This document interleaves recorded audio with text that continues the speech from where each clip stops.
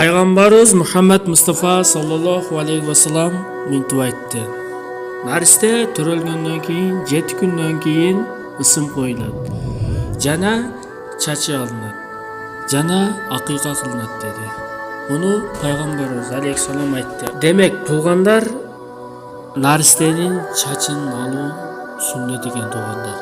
Эгер уул бала болсо чач алынат. Алган бул сүннет болот туугандар. Кимде-ким менин бир сүннетимди аткарса, ал бейишке кирет деп, жана менин шапаатыма татыктуу болот деп пайгамбарыбыз алейхиссалам өзү айткан. Демек, кайсы бир нарсе төрөлсө, кай жакта болсо дагы, кай жерде болсо да төрөлсө дагы, ошонун чачын алышыбыз керек экен туугандар. Мен силерге бир окуяны айтып берейин туугандар. Германияда ушундай бир окуя болуп өттү. Германияда бир мусулман жигиттин аягы төрөп калат.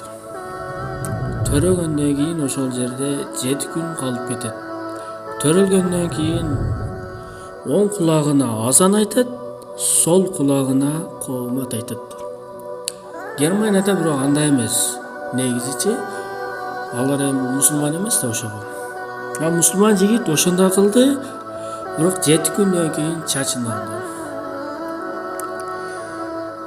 Ошол жердеги врачтар келди дагы, силер эмнеге мындай чачты аласыңар, эмне себептен аласыңар, же силердин адат ушундайбы деп мусулман жигитке суроо берди. Мусулман жигит болсо, буну пайгамбарыбыз алейхиссалам, бардыгыбыздын пайгамбарыбыз болгон сүйүктүү пайгамбарыбыз буну көрсөтүп кеткен. Буну ушундай кылсаңар сүннет болот, жана балаңар өтө шык болот деп айтты да. Жана буну германиялык врачтар өздөрү изилдеп көрүшөт. Чынбы же жалган бекен ошону аныкташ үчүн ошону билип көрүшөт. Чачы алынган наристе менен чачы алынбаган наристенин чачтарын алып, экөөнүн кандарын алып, анализ кылып көрүшөт да туугандар. Ушуну чын эле текшерип көрсө, жанагы 7 күндөн кийин чач алынган наристенин ден соолугу өтө пышык, өтө кубаттуу болот экен да туугандар. Ошону билгенден кийин жанагы бардык врачтар ошол жерде ыйман келтирет. Буну 14-кылымда Куран түшкөндөн 14 кылымдан кийин мына ушуну изилдеп, далилдеп ошон эмеге жетишти. Бирок буну 14 кылым мурун эле муну айтып койгон да пайгамбарыбызчы. Пайгамбарыбыз саллаллаху алейхи вассалам.